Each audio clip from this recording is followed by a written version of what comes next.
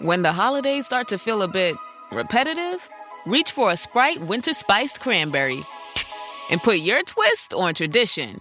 A bold cranberry and winter spice flavor fusion, Sprite Winter Spiced Cranberry is a refreshing way to shake things up this sipping season. And only for a limited time. Sprite. Obey your thirst. This episode is brought to you by LinkedIn. Psst, healthcare pros, word's out, and it's too good to keep quiet. Look, LinkedIn is revolutionizing job hunting, making it possible to search by specialty, shift preference, and salary.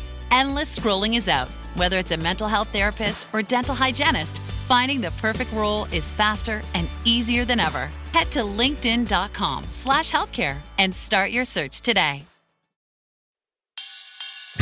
Good evening, ladies and gentlemen, and welcome to the Wrestling Draft.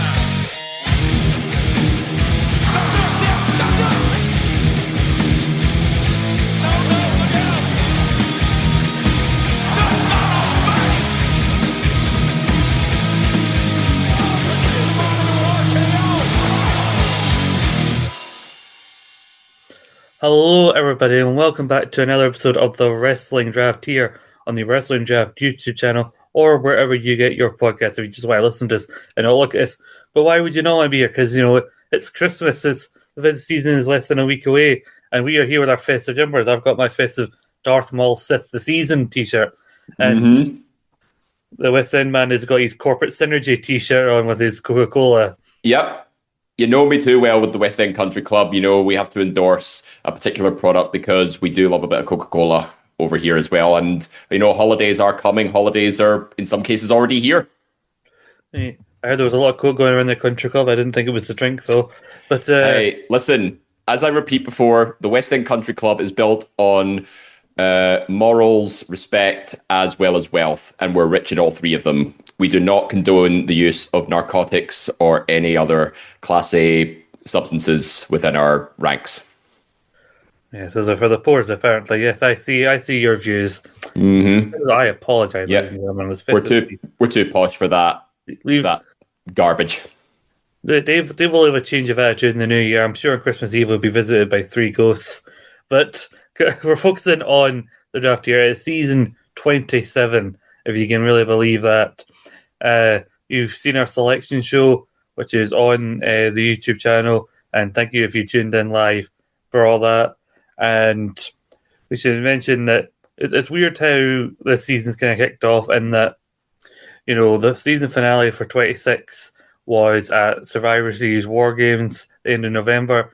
Then we missed a week as we usually would, but that whole week Stephen Wilson was going to be away working, even though he knows how the draft works. He's maybe the man behind all this, and he didn't trust us apparently to do it, and he's out on, so he had to miss an additional week till everyone could finally come back. So this is our first episode of the new season, but it's also our last episode of 2025.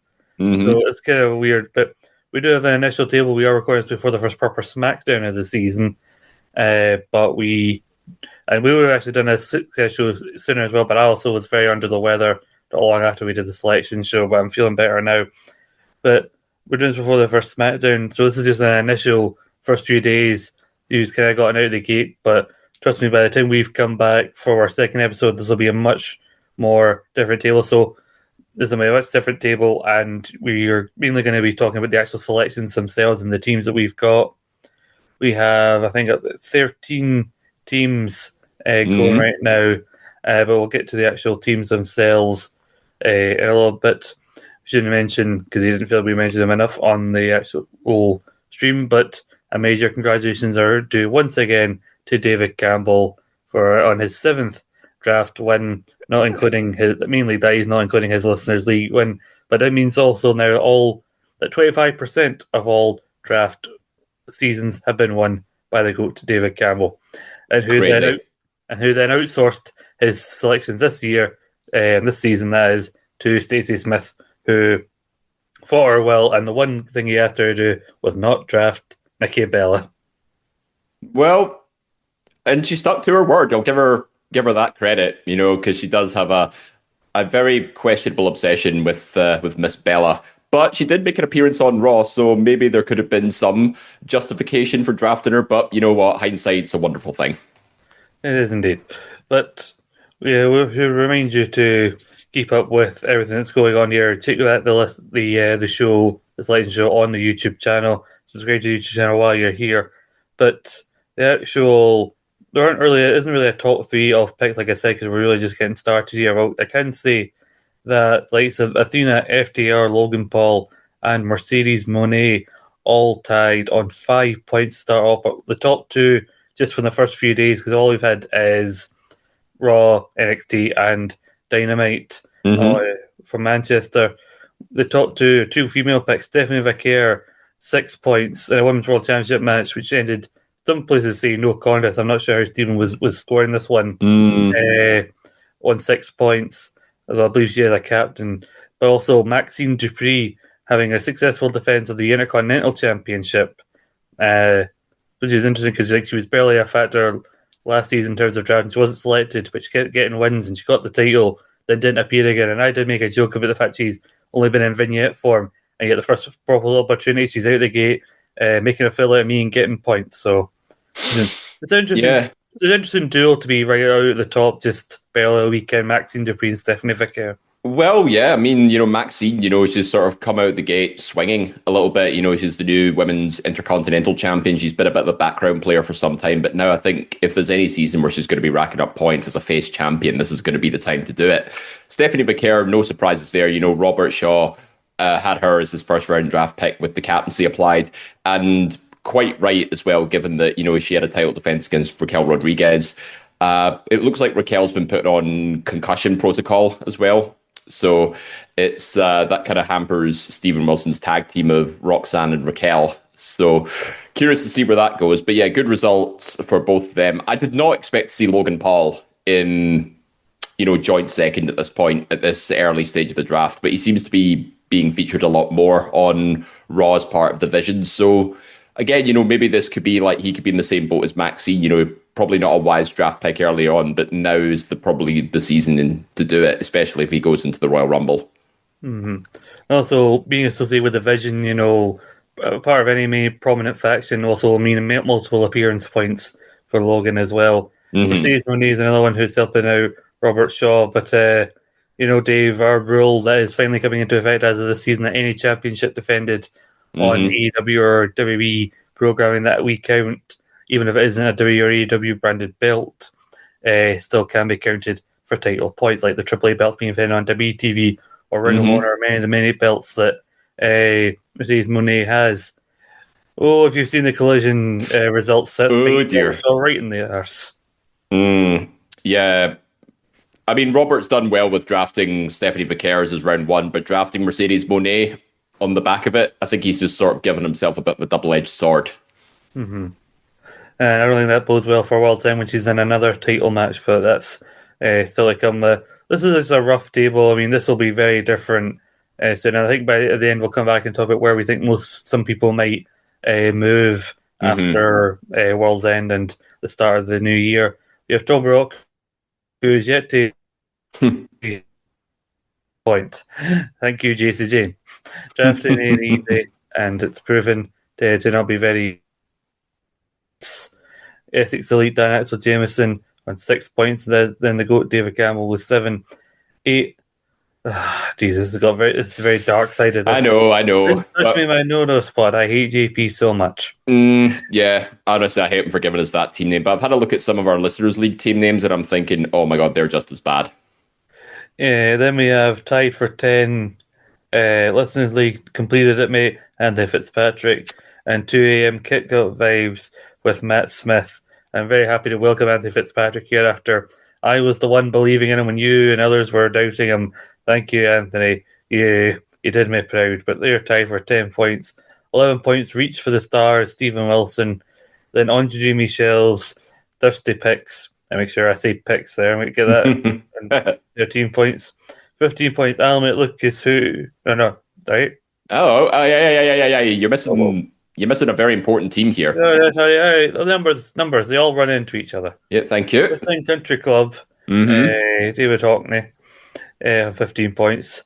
He's squashed into the middle of a posh sandwiches element. Look, is sitting between you and Robert Shaw with the All Elite Draft rejects on 17 points after a mysterious disappearing act during the selection night. But Robert Shaw with the draft passes is up at 20. He's about to take a Mercedes money, but you can't ask for a better start even before we've had Collision SmackDown. But Robert Shaw, this is never indicative of the first week. It's never indicative of who will be on top. I said to in our group chat, Robert's doing the West End Country Club. I'll start that again. Easy for me to say.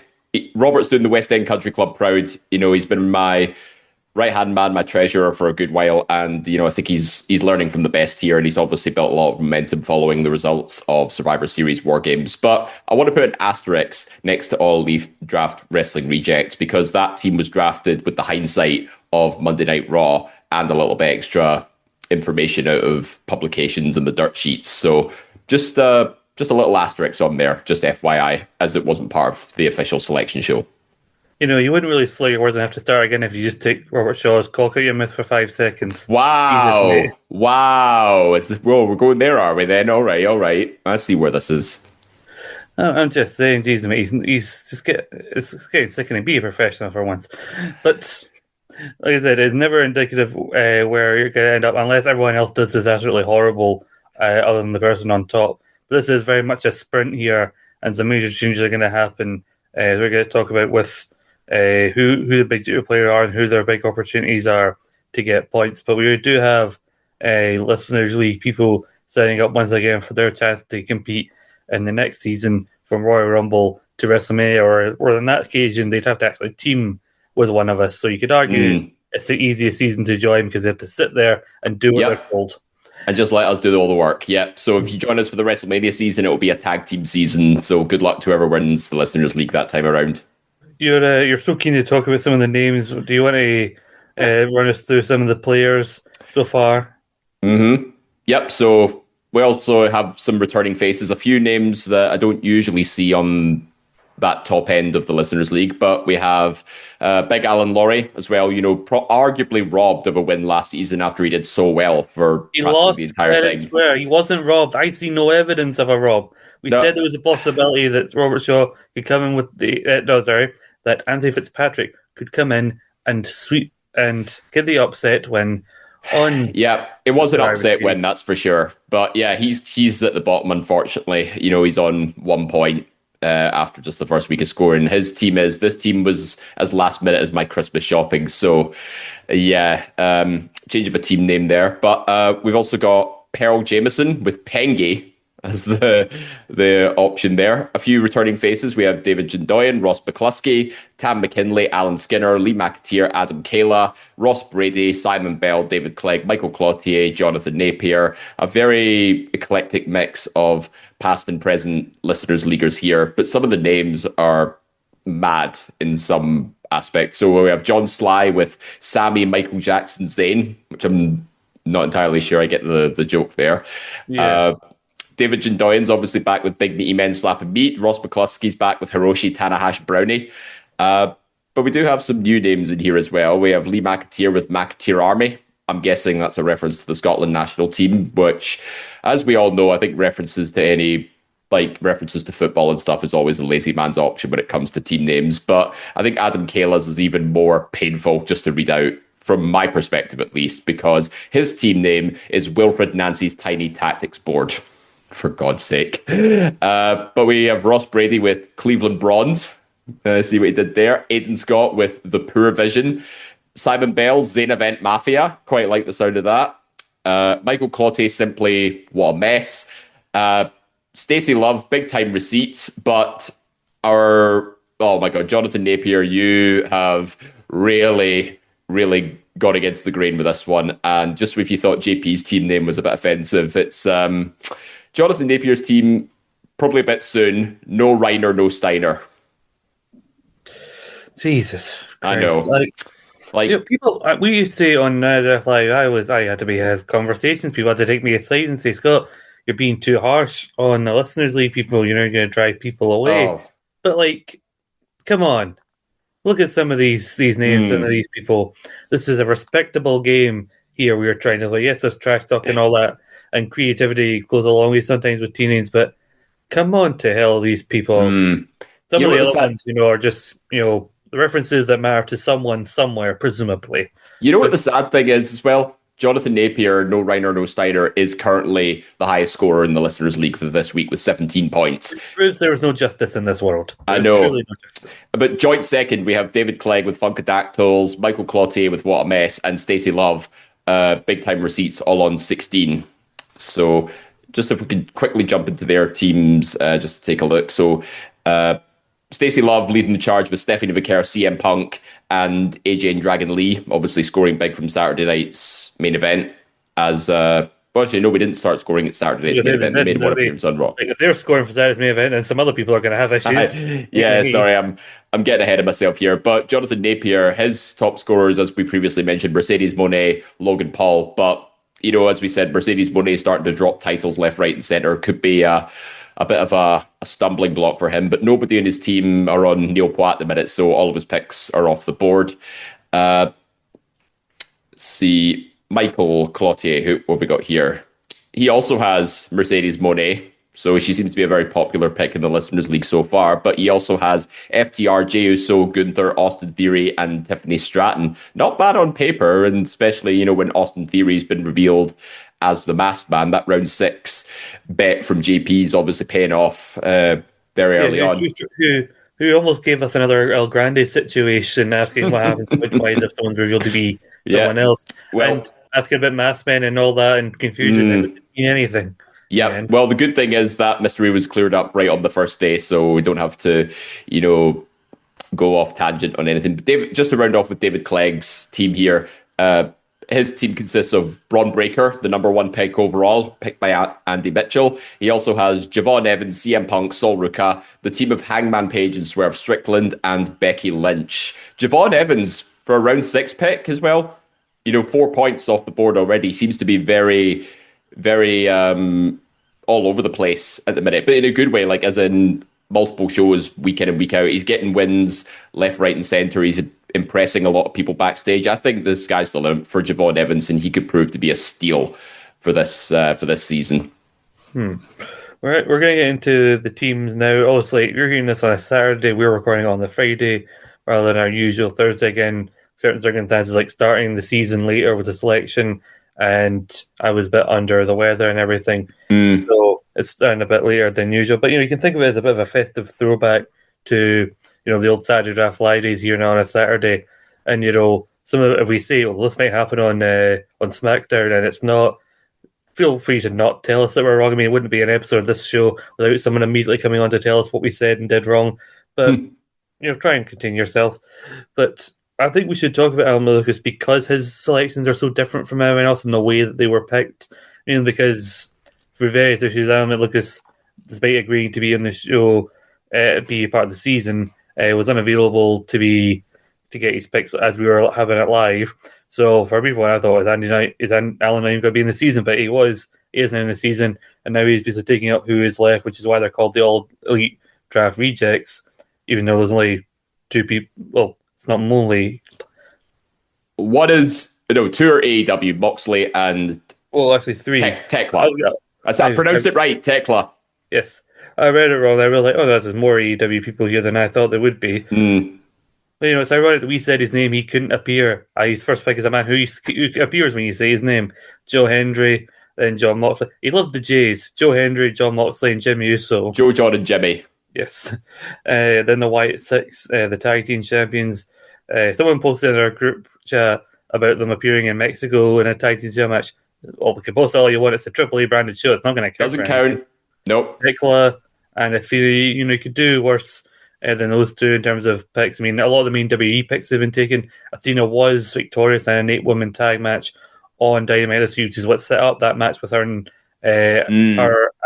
Mercedes Moné facing off against the Bears of Wrath for the tag team titles. A match which now, given what they might be doing with Mercedes, I don't think they're going to win. Although I'm wondering if the storyline that I briefly mentioned several times on the podcast back in the summer about maybe does Athena be the one to take the TBS belt? Could them losing at World's End set that up? And if it does, and it preferably happens before the end of January, Alan Malukas will be crossing his fingers to hope it does. But it's interesting also you got John Moxley, who's in the Continental Classic and, suffering some losses, but also Jim Uso back in the tag team division with Jay, Joe Hendry. People were surprised that he wasn't actually picked by anyone. Now he's seemingly full-time with WWE and NXT. Yep. So he's officially with NXT now, yeah. So he's, I think he's a fair game pick, to possibly be a strong scorer. But round one, but first choice with the captaincy applied, I'm not so sure. I think that was a pretty, thinking Scottish Patriot selection above anything else. Well, he did start off with a loss, losing in the Fatal 4-Way this week. Yep. With Leon Slater taking on the pin to face OFM at New Year's Evil. But also John Moxley, Jim Uso. I'm surprised that nobody actually went for the Usos in hindsight as a tag team pick. I think this was before. I don't know if this was before it came out that they were going to be back in the tag division, but given that they were just teaming together, it would have been easy to think of them as a tag team. But overall, also the White Sox as tag team champions, surprised that it took till Allen for them as they're getting set to go into a big feud with the MFTs. So there have been some SmackDown tapings ahead of time, obviously because it's the holiday season. It's what they did with Thanksgiving. They do double tapings just so that the superstars can go home to their families for the holidays and stuff. So they did a pre-taping of SmackDown. I have seen the results, and I have to say, spoiler alert, it's not looking good for the Wyatt Six.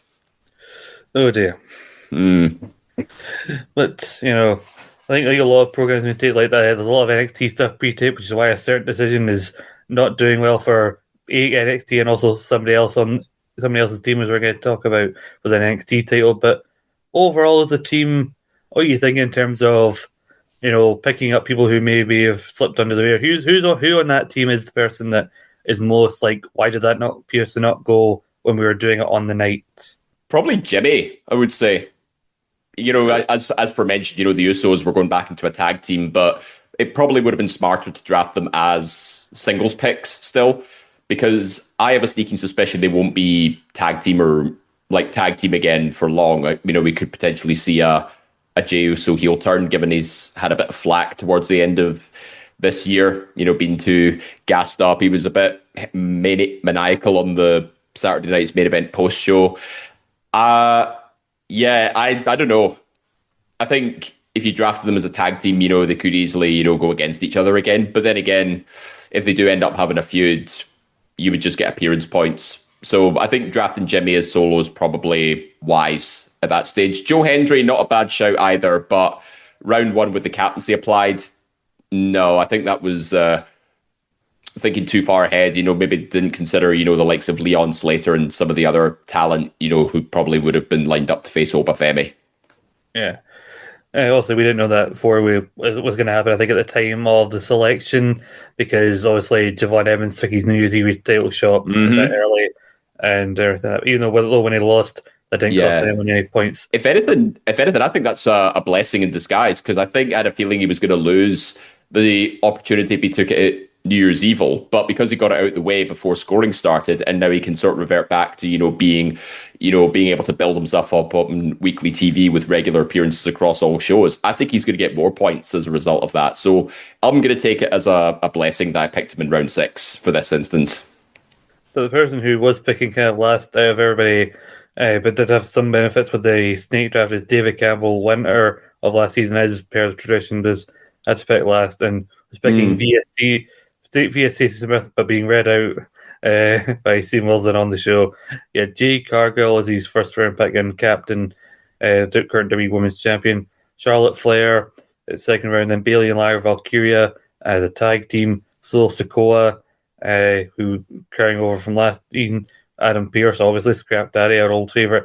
And the best, because he's one and only EW representative. Now, the main thing that surprised me, it's not surprising that the top half especially is primarily female from David Campbell, especially his tag team, because that has been a winning strategy from in the past, like some Liv Morgan and But it's interesting that he's went with Bayley and Lyra and by him via Stacey Smith, and not choosing Charlotte and Alexa Bliss as the tag team.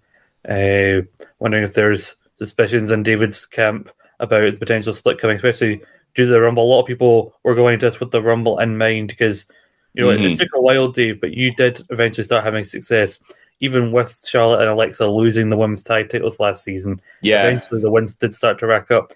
And David Campbell is one of the first people to properly benefit from women's tag teams. You know, he had obviously him and Ryan Gallagher when their team had Nia Jackson, Shayna Baszler, and they were just beating everybody as women's tag team champions.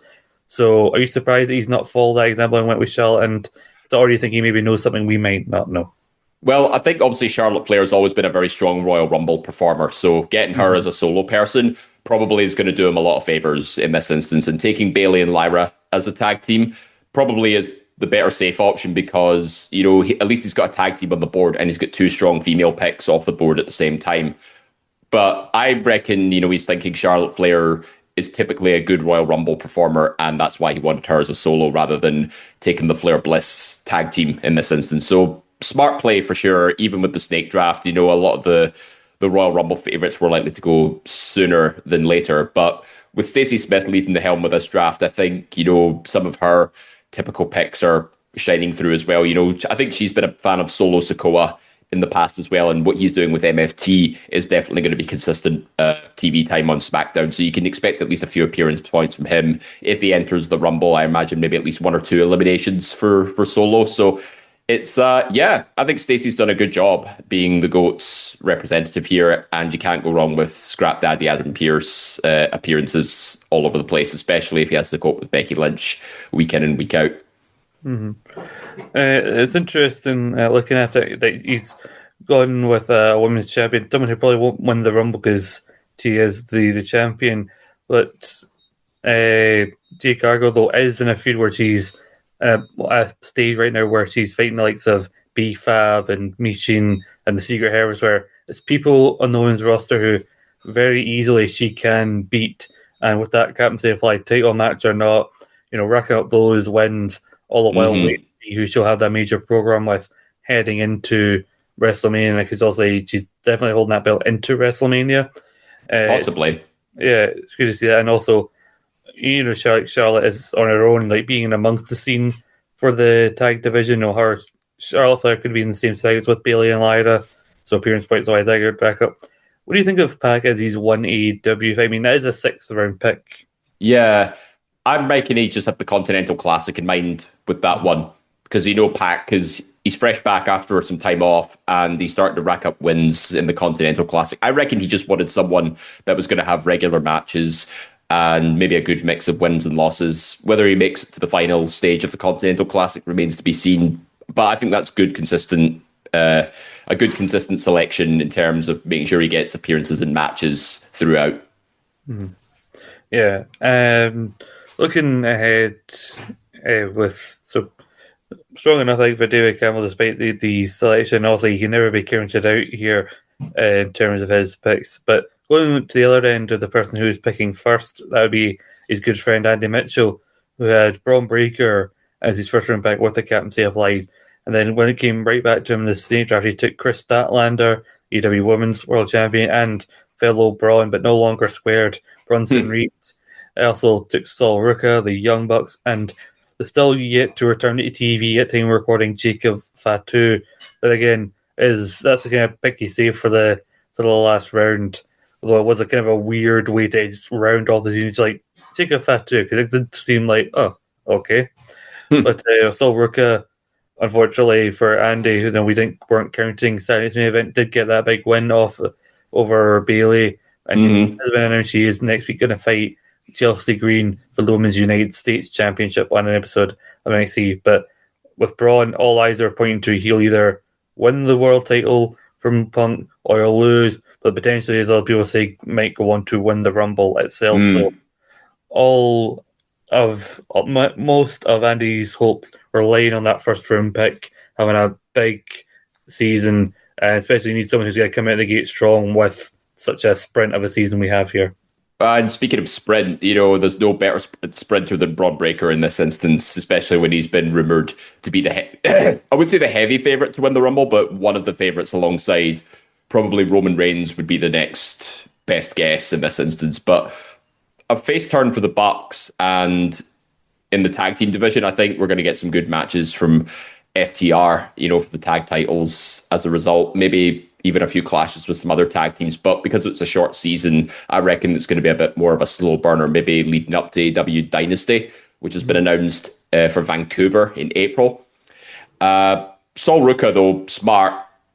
Obviously, she's been getting a lot of exposure since being showcased at Saturday night's main event. I think, this could be a chance for her to bounce back, maybe break out of that NXT bubble a little bit. Bronson Reed alongside the rest of the division, having both Bronze as singles picks.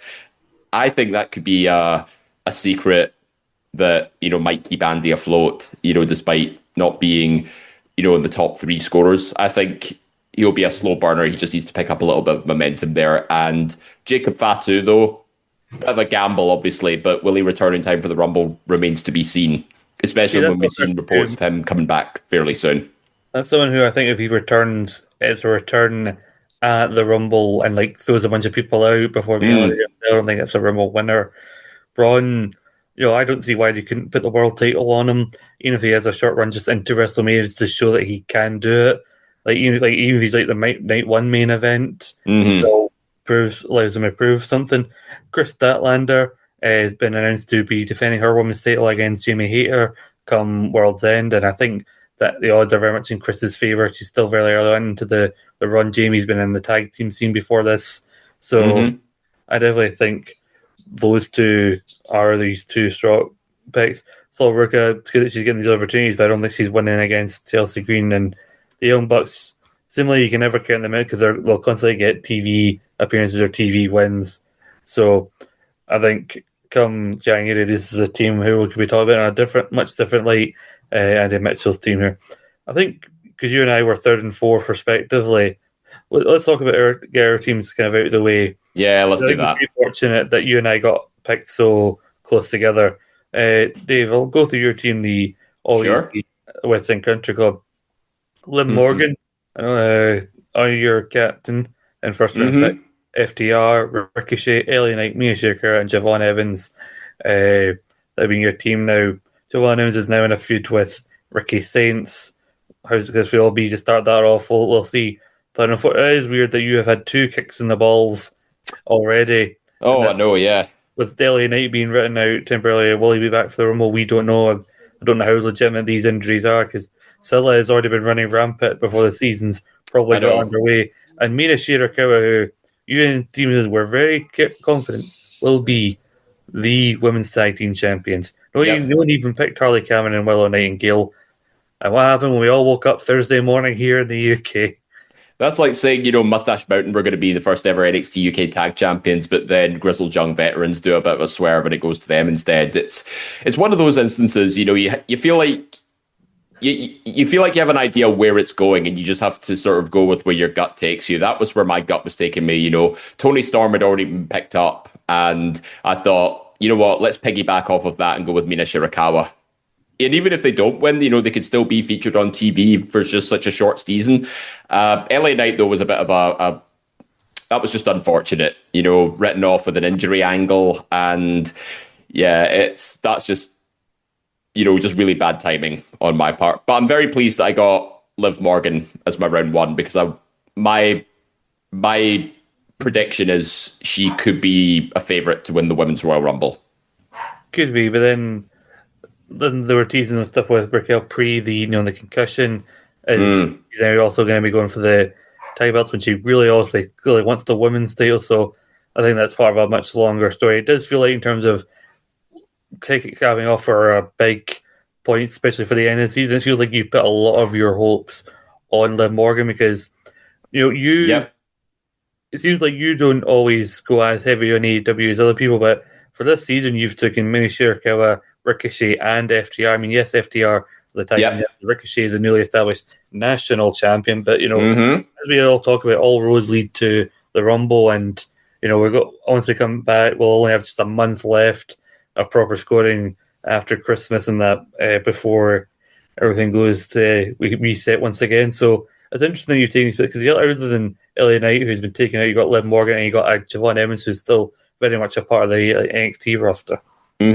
But Javon Evans, as I said, has been featured across multiple shows and he's racking up wins left, right, and centre. Whether he gets the win in the feud with Ricky Saints remains to be seen. But I am firmly putting all my eggs in the Liv Morgan basket for the Royal Rumble. And I think if I balanced it out with some, pick up a couple of champions from AEW, FTR has been my top scorer this week so far with a successful tag title defense against the Gangbang Gang.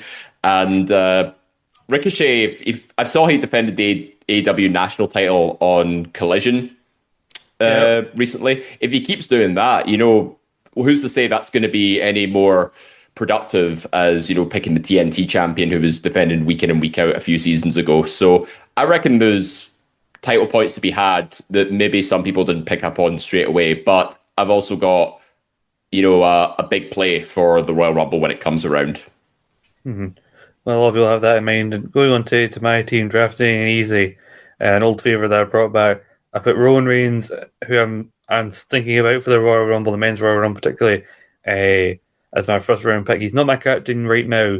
I might switch it to him closer to the Rumble time and try and get maximum points from the Rumble. We'll talk about later in the season, but in terms of points to get, especially if they're your captain, a Rumble winner is there's very few things you can get in the draft bigger points wise than that.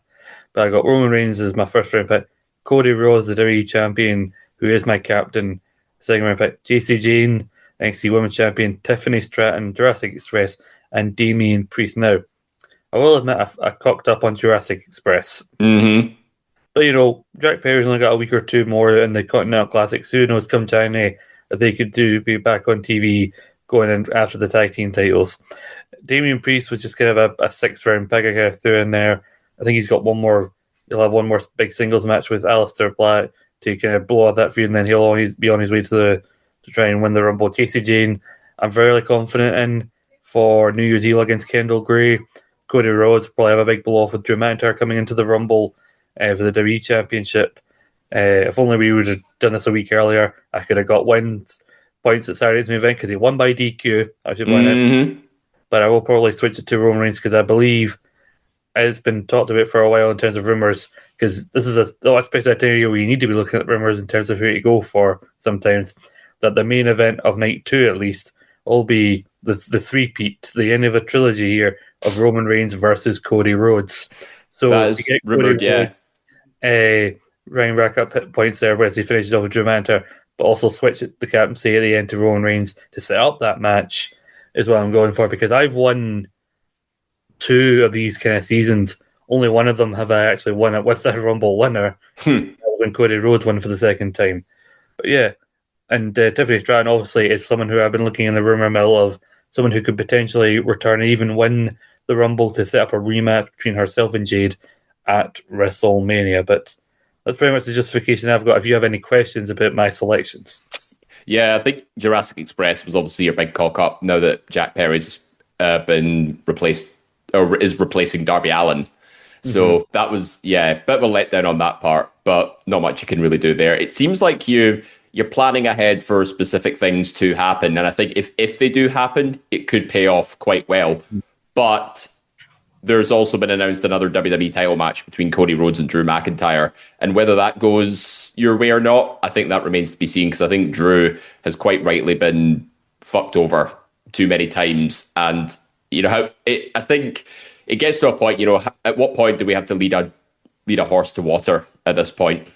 I get what you're saying in terms of that. It's a shame to see Drew losing these many opportunities in this feud with Cody, but it just seems like this is the time of year where things get locked in, and it feels like a lot of the big possibilities for the WWE title at WrestleMania involve Cody Rhodes.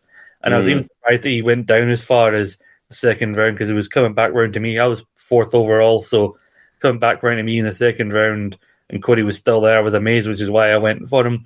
I went with Roman Reigns. I actually thought you might have went with Roman Reigns, and if you had went for Roman Reigns in the first round, I would have instead went for Stephanie Vaquer as my first round pick. But instead, I saw the opening and I took it because I chose Liv largely because I knew she was going to be on TV a lot more than Reigns was in the build up to it. So not only would it be TV appearances for Liv, but also still a strong favorite for one of the Royal Rumble winners. Yeah, I get what you're saying. I have picked for a specific example, and I think it's come January where we'll really see how my team will fare going forward. Because like JC, as I mentioned, was very much overlooked by this draft, especially when she became the champion. But Kendall Gray, yes, they're pushed there and they want people to see evolve, but like much more ready people have lost to JC Jane over the last year. So I don't see Kendall Gray being the one to get it done. Especially given that they do the typical thing of the heel's got henchmen. The henchmen have been beaten by their next challenger. What will happen? So that's kind of my mindset going into that. But I should point out, even with Jurassic Express, that even in seasons I've won, and I've won 5 times by this point, even in seasons I've won, my tag team has very rarely been the main thing of my team. Like I've won with some bad tag teams in the past. Like my second season win in 2021, my tag team was the Undisputed Era pairing of Bobby Fish and Roderick Strong, who had like one major match, I think. Oh yeah, classic days of Fishing Rod. Yeah, other than like Miz and Morrison, my first season win, I've had very few like standout tag team picks. So it's just a running theme for me and my draft team. So I'm wondering how much that will affect me in the long run.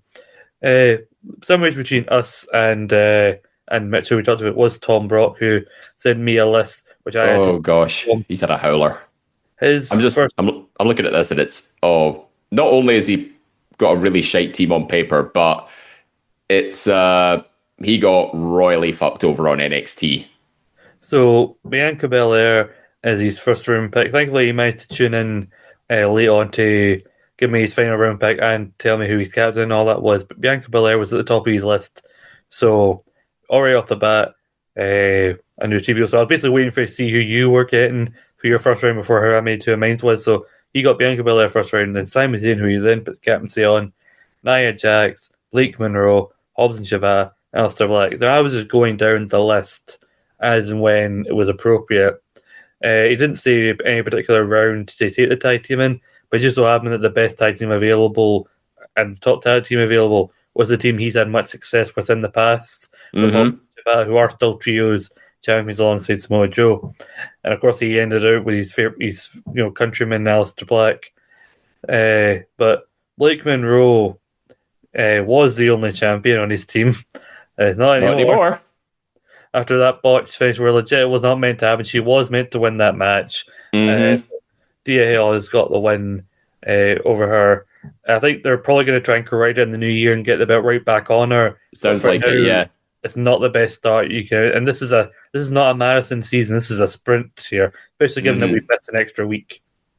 Yeah, there's no time to sort of build up a storyline around this. They need to rectify this mistake for Tom's sake, essentially. Yeah, I mean, Hobbs, he needs to get some other people racking up wins because like Nia Jax also in the women's tag team, but his first round pick again, another person hoping for a Rumble return for someone come back from a return to win the Rumble and Bianca Belair. I wasn't entirely sure what the rumors were in terms of injury and when she was going to be back for. So Bianca Belair, I just made the pick because that was his top pick. He did at one point suggest Chica Fatu, and I suggested he not take Chica Fatu. Or no, I looked at his team. I thought his next available pick was Chica Fatu, and I went to the next person because from what I heard, Chica Fatu was seemed further away than other people who are scheduled to come back. So I thought, he's already got Bianca Belair, which who knows when she'll be back. He doesn't need another person who won't be back on TV. Only for Mitchell to take Chica Fatu shortly afterwards. Yep. Bianca Belair's a big red flag at the minute because she's still off with that much worse hand injury than was originally thought. It doesn't seem to be giving any indication of where things could go, especially with the build up to the Rumble. I don't see her winning a second Rumble at this stage, especially when typically you want to build her up back into something before doing it. But I think Tom's made a major faux pas having her round 1. Of the things you just said top of the list, and he specified this is the in order, go down the list when you need to pick. So it's not my fault that he's got the team that he's got. I was following instructions.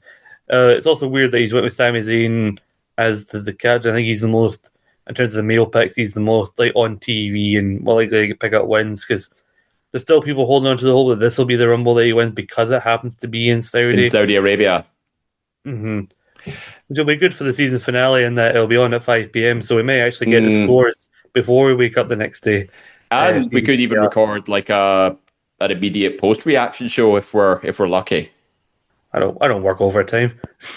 Neither do I, but we have to sometimes deliver for our fans. Looking at this team, on paper, it is not the greatest, and a little bit of hope's been put on certain people.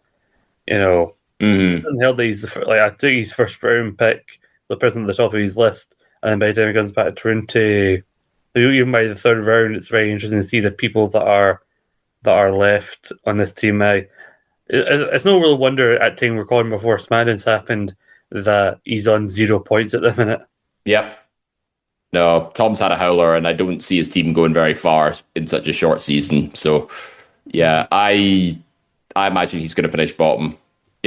Spoiler alert for predictions towards the end about who's winning, who's last, who's the dark horse, that kind of thing. But Tom's looking very likely to finish bottom here. So, looking at because he had some picks that were really overperforming last season, so you would have thought when he made his list together, he would have had some of those closer up. But overall, on Anthony Fitzpatrick's team, who picked just after me, Dominic Mysterio was his first round pick and has been picked as captain. Kabuki Warriors, the current women's tag champions, second round, then Don Callis, Kyle Fletcher, Jordan Grace, and Marina Shafir. Jordan Grace together a weird spot in terms of NXT. Marina Shafir seems to be overperforming as she did for Stephen Wilson last season. Certainly is, yeah. Also, first major, I thought was going to be a major argument in the season, but I thought it would drive David Campbell mad when I mentioned they were bringing back Dark for 1 week. Marina Shafir was on it. But then I thought, well, David Campbell hated it, but then he saw that Pac was on it, so how was he to feel? But it's like that Flower Baby. It was like, don't count Dark points. Pac's on it. Oh, okay. Never mind. In terms of a first season's part of the main league finally after all this time, what do you make of Anthony Fitzpatrick's team here? You know what? It's not bad, but it screams Listeners League's first Premier League table, like mid-card. There seems to be a serious lack of standout Royal Rumble favourites, but apart from maybe Dominic, who, for all we know, he could just play the dirty snivelling heel as he always is. He might not get eliminations in the Rumble. He might just be a survivor. Be the play the sly tactic of just lay low and then capitalise when the moment strikes. So there is that. Jordan Grace, I think he's been a bit unlucky with. I think, like myself, I expected Jordan Grace to be doing big things, coming out of the Iron Survivor Challenge, but I had her down to win that. But swerving to Kendall Gray as the winner there, that kind of took everyone by surprise a little bit. But maybe Anthony's putting more faith in Jordan Grace than I think any of us have at this stage. But remains to be seen. You got Kyle Fletcher, though, who's been doing on the Continental Classic, and also Don Callis is all over the shop, mentioned about 40-odd different wrestlers, and if Kyle Fletcher's in a segment, then Don Callis will be there as well. The Warriors are all over the place because of all the teams trying to get them for the women's tag team titles, and Dominic Mysterio is not a bad or even a surprising first-round pick, given how much his stock has risen both in WWE and in this draft, and he has 2 belts that are worth counting if defended either separately on a WWE-branded program. You mentioned with the AAA Mega Championship and the Intercontinental Championship. I agree. Maybe he'll finish, I'd say, somewhere in the middle of the table, maybe just outside of remaining number 5 in the top 5, because I think he'll score some big points in the season. But by the time the actual Rumble comes around, I don't think he'll just be knocked out of contention. Yeah, Dom and the Kabukis need to rack up title defenses if he's going to get anywhere at this stage. If the Kabukis appear in the Rumble again, they have to appear together to get anything, and they can together eliminate some people in the Women's Rumble, or Dominic seems like that kind of heel who would last a long time in a Rumble. Yeah. Eliminate some people and get booed because, he eliminated that person that people wanted to see win before ultimately being eliminated himself. Yeah. Dominic probably will win a Rumble in the future, but this is not that time. No, not even close. But over to Matt Smith, who has Rhea Ripley, Logan Paul, Konosuke Takeshita, and I was really annoyed. That's one of the people I was really annoyed at for taking one of my picks. Samoa Joe, AEW World Champion, slowing down to the fourth round. Then Hangman and Swerve as a tag team. Then AJ Lee, not AJ and Dragon Lee, just AJ Lee, CM Punk's wife. However, all that, it starts off really well. Like, Rhea Ripley, yes, wins Rumble. Logan Paul, he's already performing well on 5 points time with a bunch of other people appearing in all the way.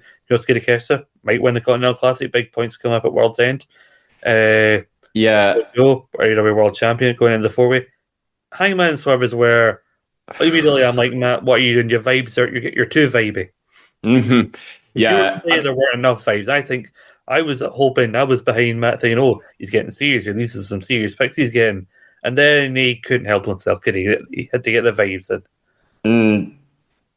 Just because he saw Hangman and Swerve were teaming up at World's End, I think that's the reason why he went with it. But I don't know if at the same time, maybe he just wanted to get 2 strong male picks off the board so people wouldn't benefit from it. It's a difficult one, but it's certainly a very unorthodox pick, as we've come to expect from Matt Smith's previous picks. I mean, who in their right mind would have thought that Logan Paul would be scoring more than Rhea Ripley at this point? But I like his picks of Rhea Ripley and Konosuke Takeshita in particular. Rhea Ripley, obviously, a very strong Royal Rumble performer as well, so I can see her getting quite a few eliminations, maybe going the distance as well. She's won from number 1 as well. That was her Royal Rumble win, so that's...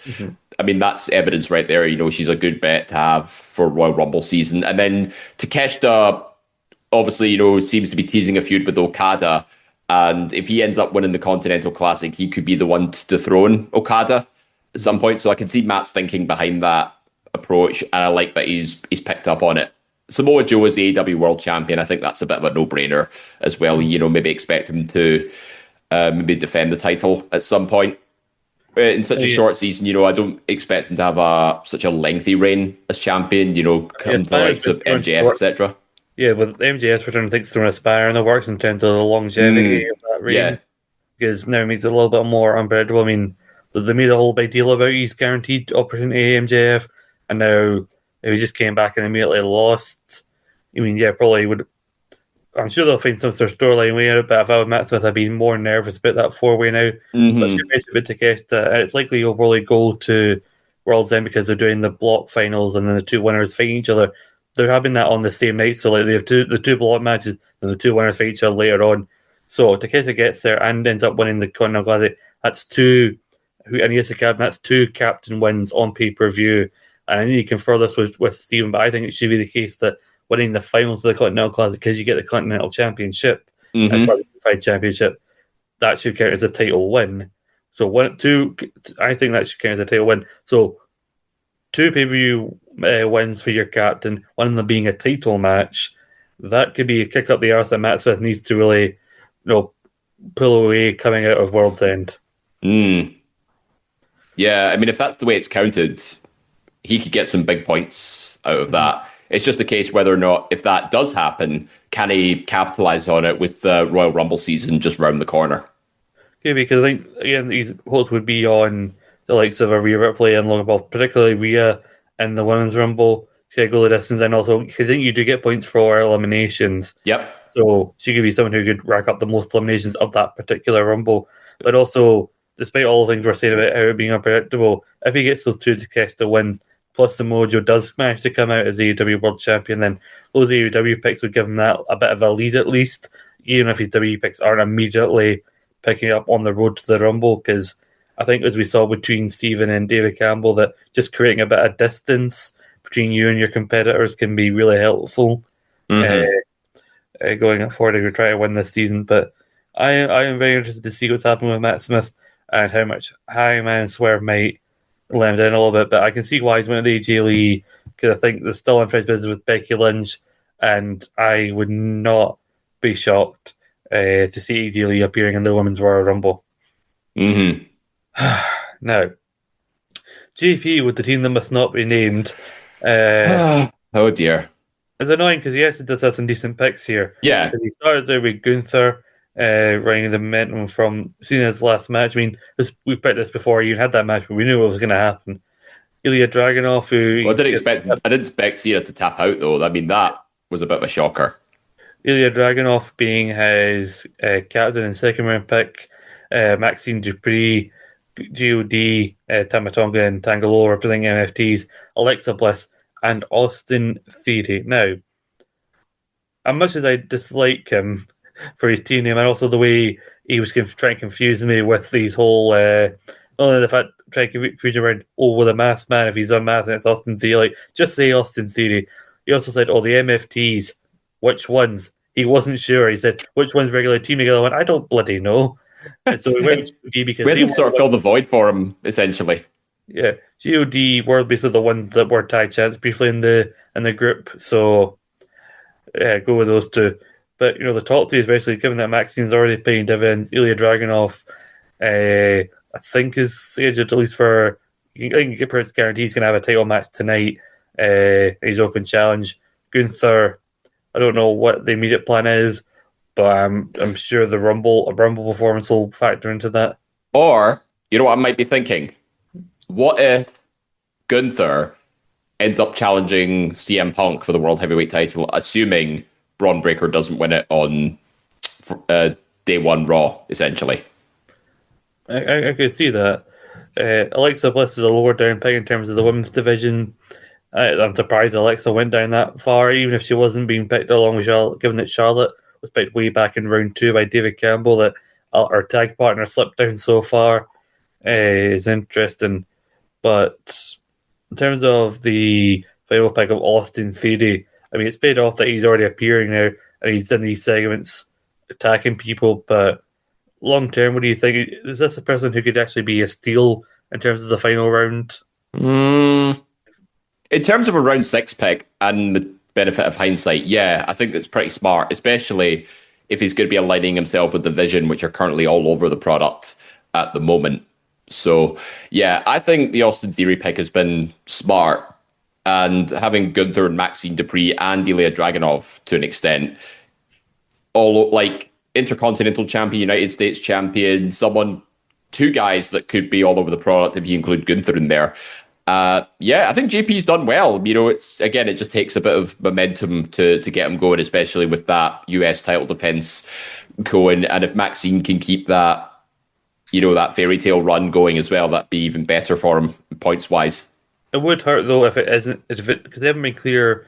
Because they made it clear the MFTs want the tag team title. They haven't made it clear which two are challenging. Yeah, that could potentially throw a spanner in the works. But yeah, I think it is logical to suggest it'd be Gorillas of Destiny challenging for the tag titles in particular. But if they adopt the Freebird rule, that might be a different story.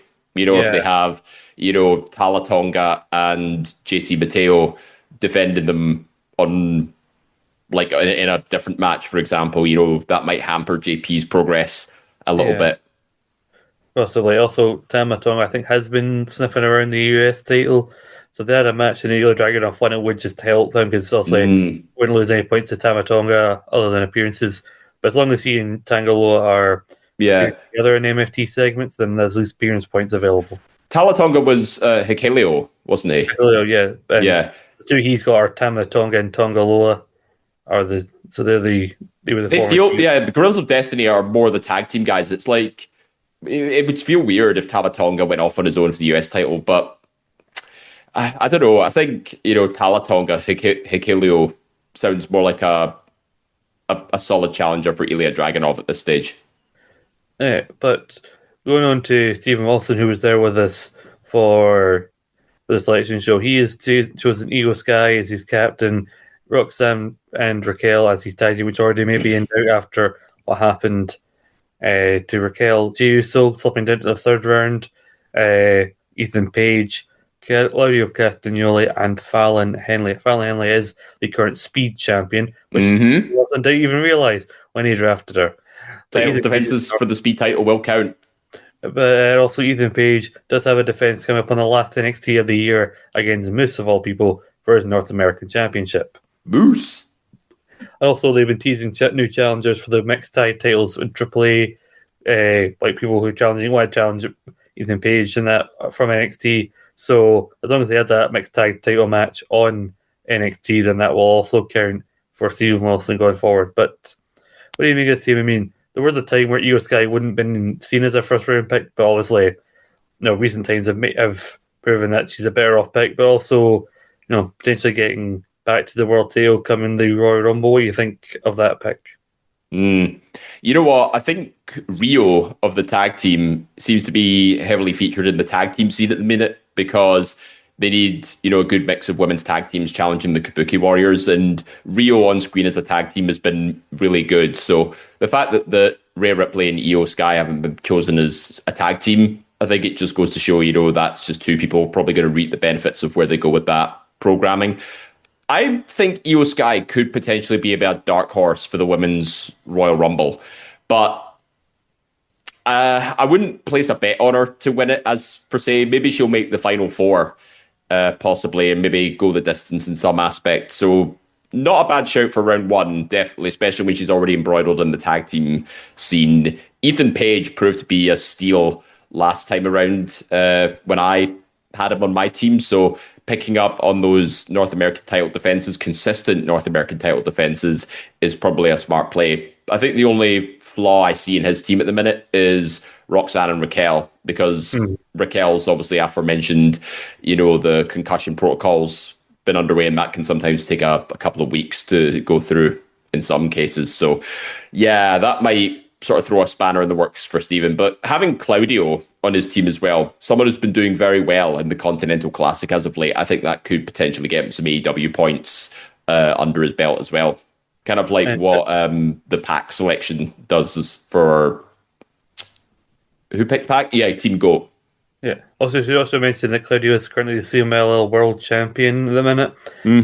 Also, we didn't even mention when Matt Smith the current IWGP World Heavyweight Champion. So always make sure to mention what titles people have, even if they're from other companies, because to defend them on branded programming, then they will count, i.e. AEW or WWE. Yep. I want to say this is a mid to top five little team like G So, and then to extent Io Sky could be both strong performers in their respective rumbles. I don't see them winning them. I mean, I want to doubt Io Sky, but a year ago, people would doubt she would even be the Women's World Champion heading into WrestleMania. And then we see what happens there. But lo and behold, yeah, she wins the world title, and we get a match of the year out of its result. And it's not just us saying it; it's Sports Illustrated also saying it. Reach for the stars. I don't think they will reach the stars quite yet. They'll be close to the stars, but not close enough to get the win. I don't. Yeah, he may be climbing every mountain higher, but he's not going to reach the peak, I don't think, for this season. But Robert Shaw, he has the best picks. Now, he didn't say it. Sports Illustrated said it because he's got Becky Lynch, you see. I'm surprised one of the Listeners League competitors didn't say Sports Illustrated said so or anything along those lines. So yeah, do your homework there, Listeners League. Pick up on the puns. Stephanie Vaquer as the captain, already paying dividends. CM Punk, Becky Lynch, Drew McIntyre, Mercedes Moné, and DIY. Now, for every Stephanie Vaquer, there is a DIY. And a Mercedes Moné. Well, yeah. I mean, she still had the TBS title, so there is that.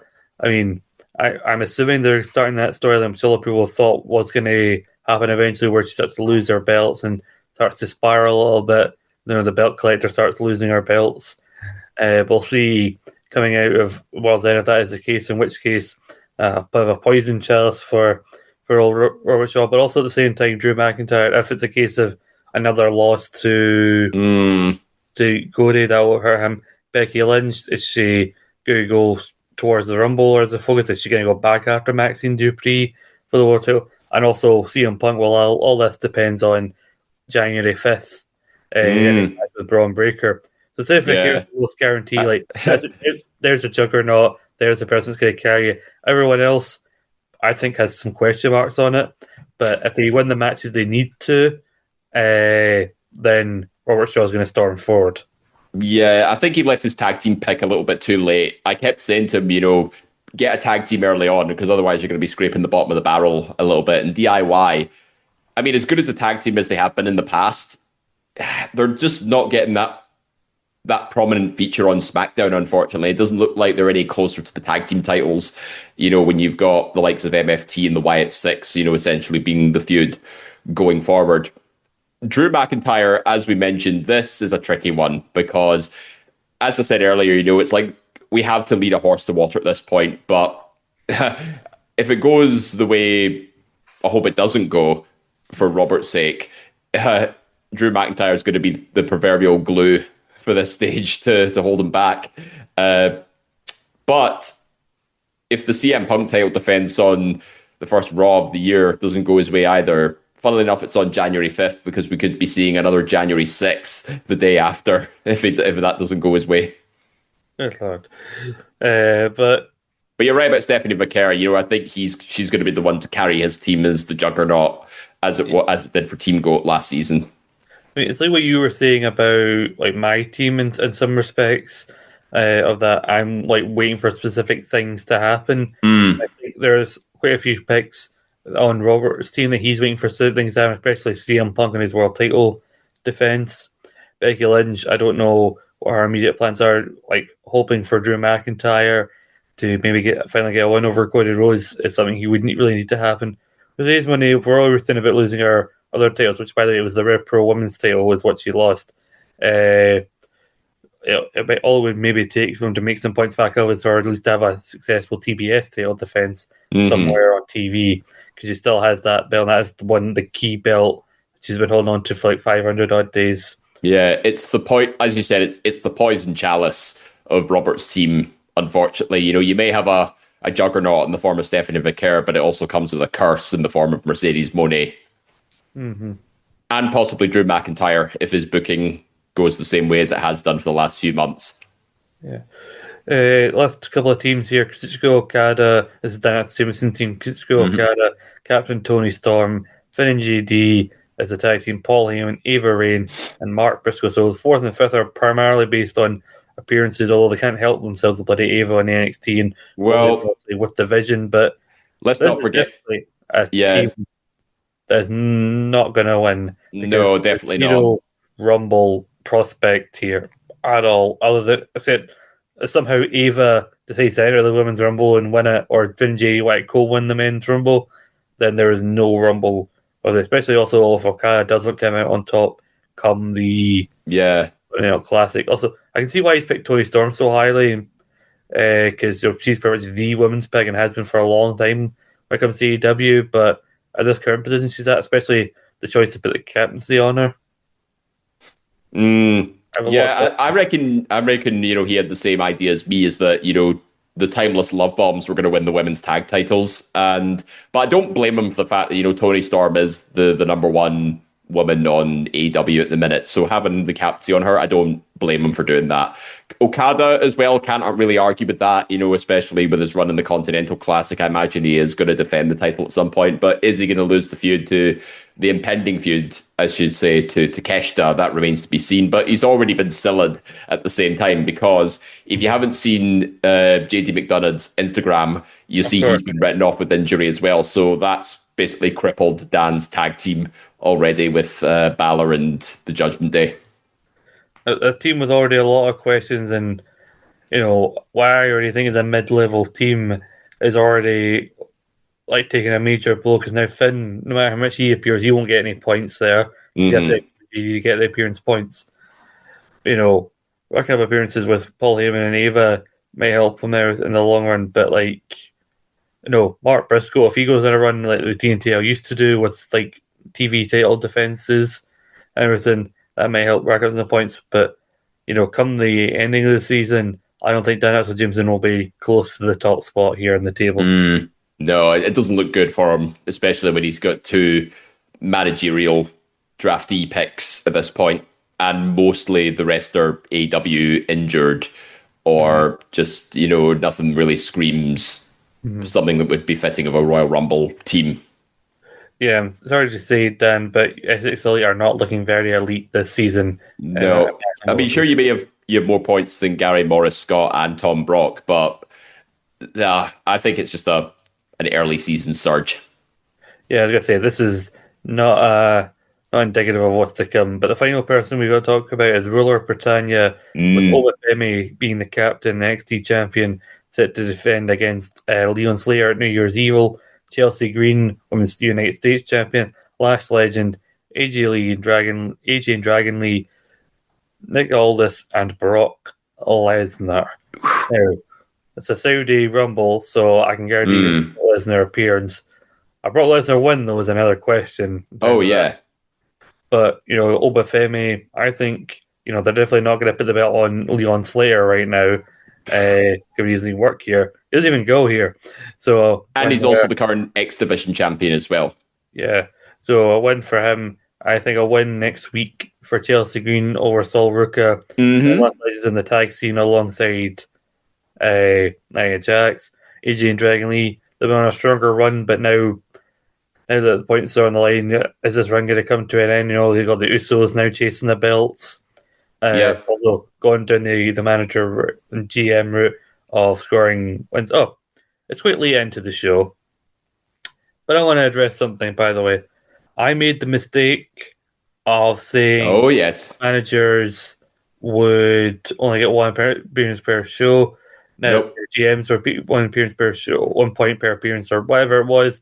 I think I was getting that confused with the rule we made for commentators. Yeah. After somebody picked Tony Schiavone very early on in the season, and he kept getting so many points. So we implemented a rule. It doesn't apply to managers or GMs. I don't know why I said it, but I got confused between the rule for commentators and the rule for managers. And Tim, I should also point out, we were live, a lot was happening, and I had two co-hosts who didn't realize it either. So, I made a mistake. That's fine.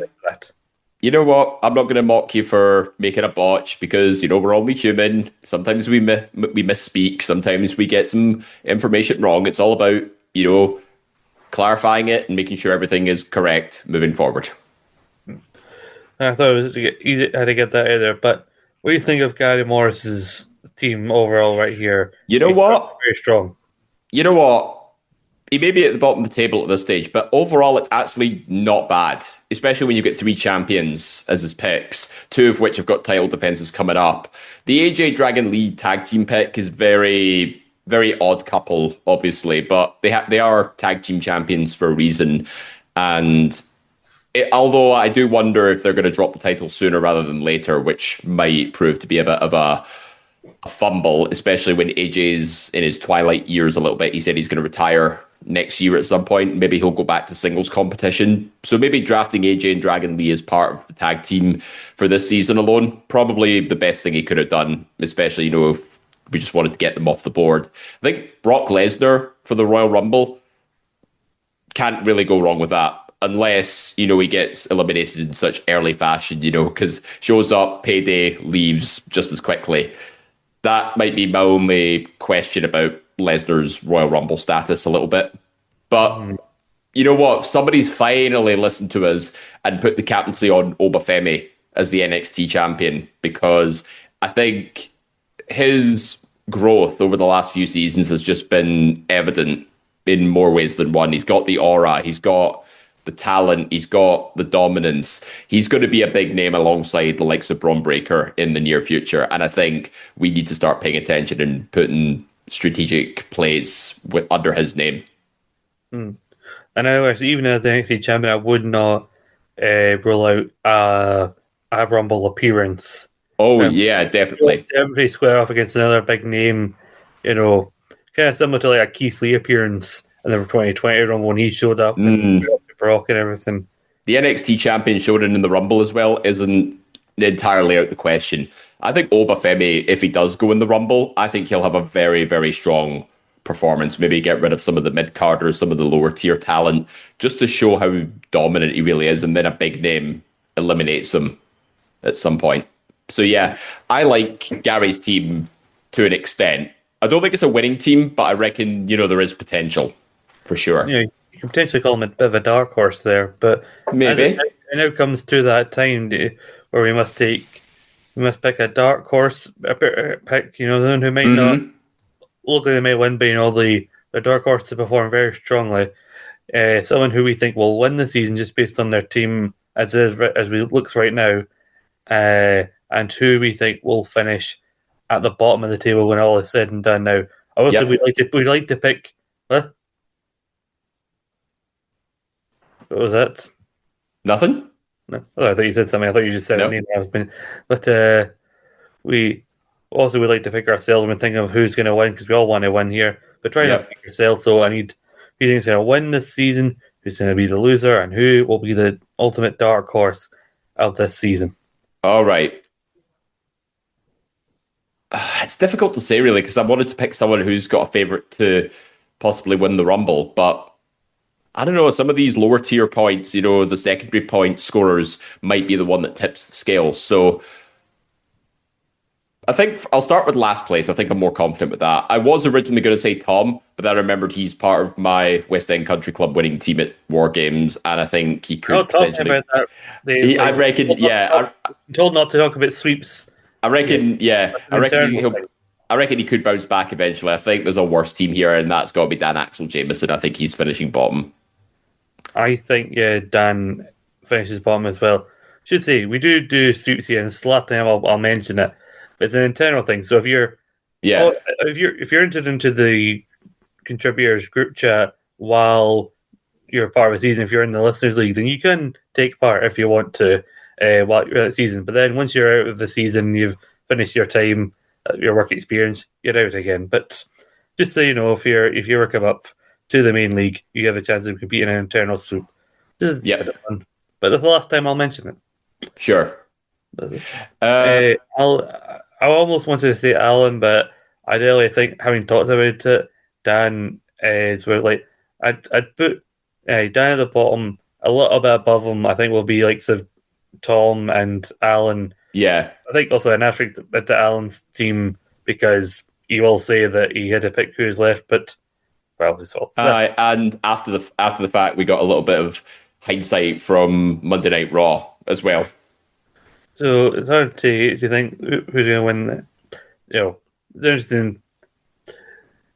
It's hard to tell who he's going to face. But there are some people who I think are going to be lower down. But the person I'm most convinced will finish bottom is Dan Axel Jameson. Mm-hmm. I think winning. Difficult. I'm going to say Robert.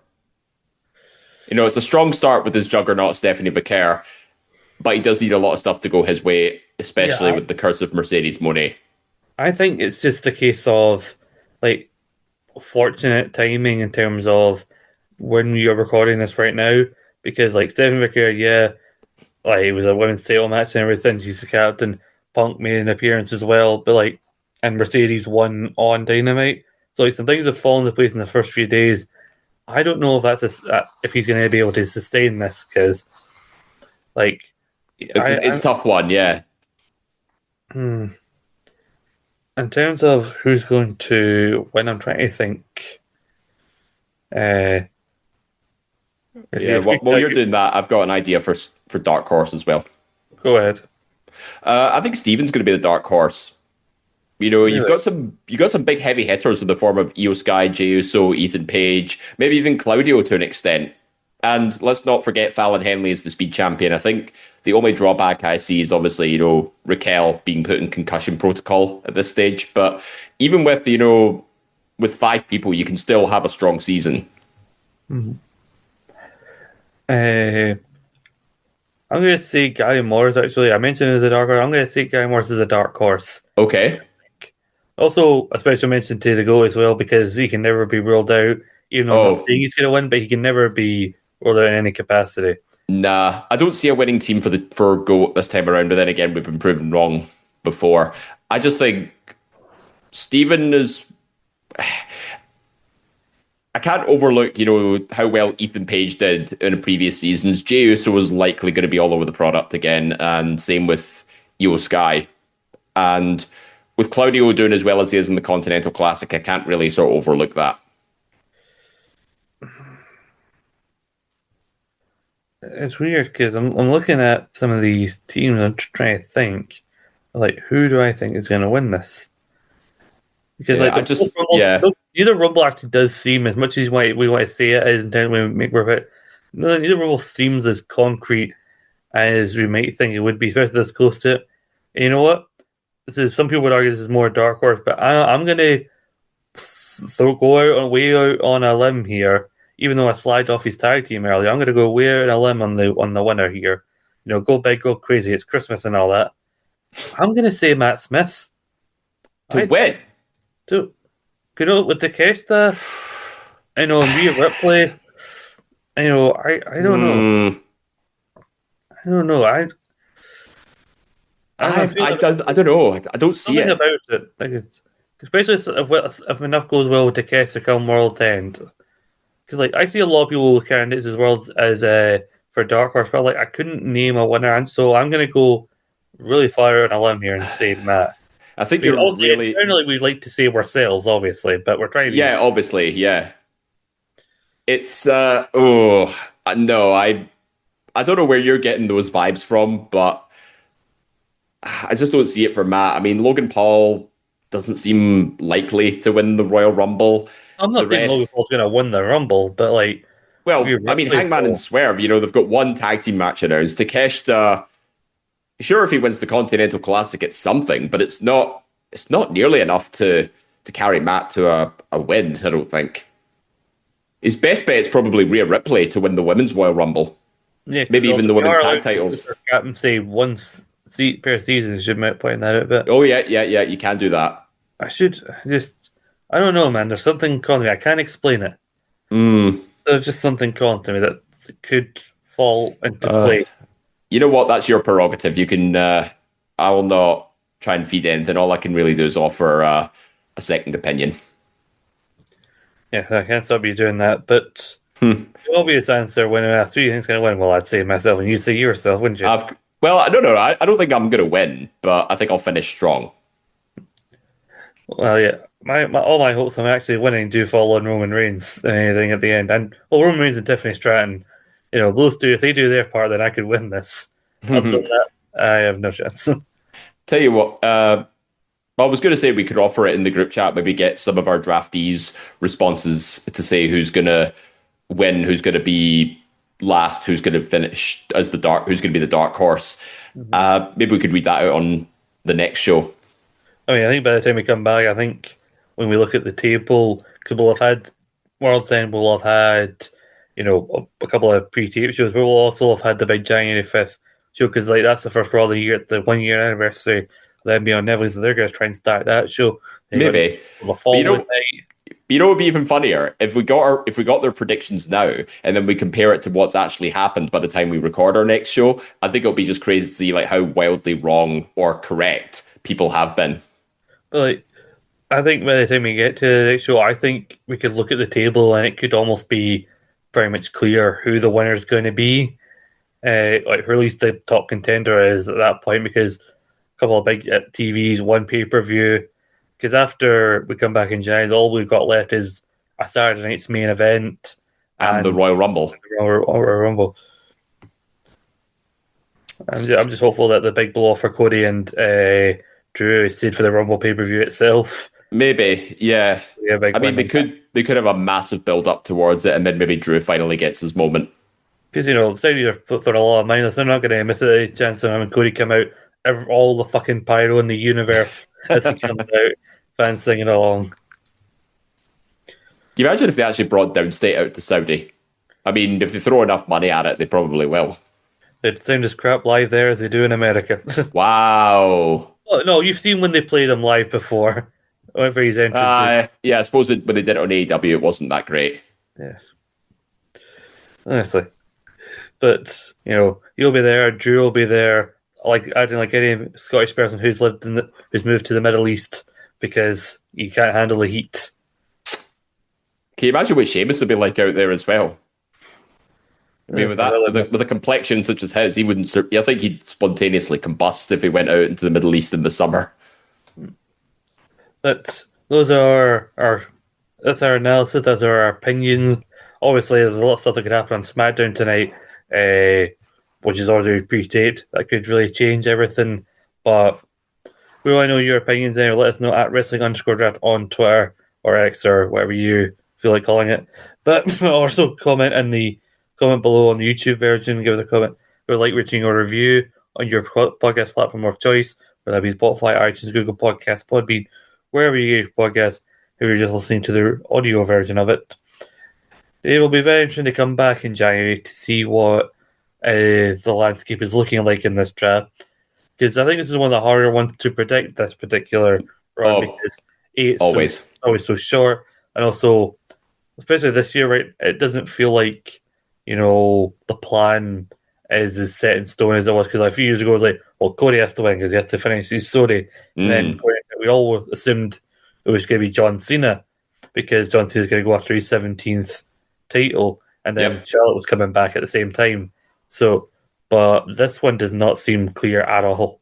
No, I think we've actually got some unpredictability for the first time. Although, to be fair, the last year's men's result was one hell of a shocker. Mm-hmm. And I think that's what we need because, like, I want that unpredictability right down to the final wire, which is why I jokingly said that I wanted FTR to lose, so it would create more unpredictability going into Survivor Series. But although they didn't lose, but I want that unpredictability because, like, I remember having Cody Rhodes and it coming down to him and Punk at that Rumble in 2024. Yeah, and the anxiety that induced for me before Cody ultimately threw him out. Yeah, it's like when it came down to Drew and Roman in 2020 as well. It's that kind of unpredictability that I thrive on. But that is all we have time for. It's a bit of a longer episode because we have the scores, but also the analysis. But it's always a longer episode to start off the season. We're back to bring you all the results, how the results of World's End and January 5th Raw, New Year's Eve will have shaken up the draft and what the landscape is looking like going into the Royal Rumble, and who, if we already regret our predictions for last winner and Dark Horse by the time we come back in January. But let us know your opinions. But for my co-host David Hockney, we say thank you for listening and watching, depending on what platform you chose. And we'll see you back in January. Have a Merry Christmas, you and yours. Well, from all of us here, filthy animals. We're all here in the Wrestling Draft. Thank you for supporting. If you're involved in the league, thank you for competing and following along with everything. But until then, have a great Christmas and New Year with your families, and we'll see you back in 2026. Same draft time, same draft channel. This podcast is part of the Sports Social Podcast Network.